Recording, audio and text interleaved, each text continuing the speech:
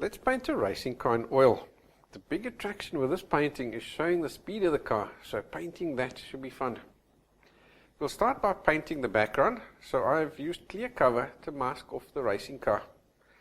The background in the original photo wasn't interesting enough, so we'll use another photo for our background.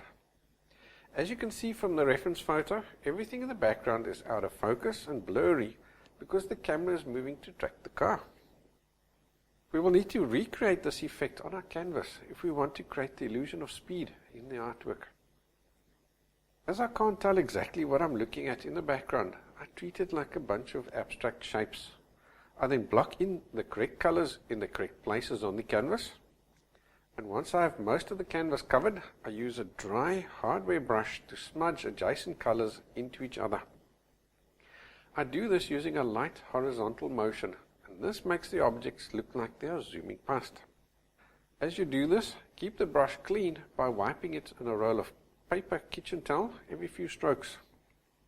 If a color does disappear during the smudging process, you can add it back in at the correct area and then smudge again.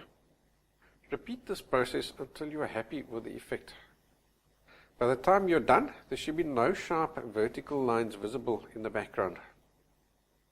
You can use the exact same technique to make the road and the grass look like it's zooming past as well.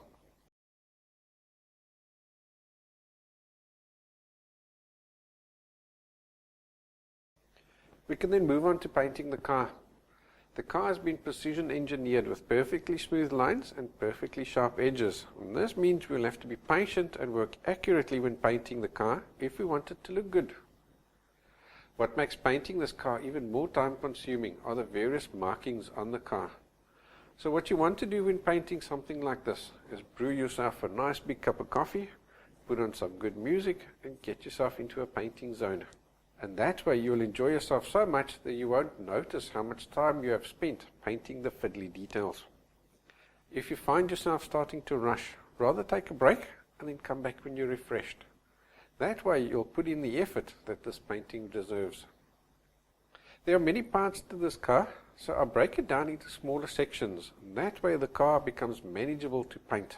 I've also decided to paint one color at a time, as that will cut down on a lot of time wasted washing and cleaning my brushes. For example, if I pick up red paint, I will complete all the red areas on the car. I then move on to all the blue areas, and so on. As I work, I first block in the basic color where I see it, and then I come back to see what variations in the color are visible. The colors I've used to paint the car are cadmium red, cerulean blue, French ultramarine, lamb black, and titanium white. When you get to the black areas of the car, you will need to look very carefully. The sun is reflecting off the paint, so you'll be using surprisingly little neat black. You will more often than not be using variations of grey. An easy way to check how much paint you need to add to the black is by placing some of the grey mixture on your knife and then holding the knife up to the area on your reference photo that you want to paint. You can then judge if the color on your knife needs to go lighter or darker. When painting the windows, look to see what is visible inside the vehicle and what is visible in the windows and then paint those details. For example, in the side window we can make out the silhouette of the driver's helmet, whereas on the front windscreen we can only see reflections in the window. You will also notice that I'm not adding the small wording on the car correctly. This wording is simply too fine, so even if you did painstakingly paint the wording using your one-hair brush, you would still not be able to read it.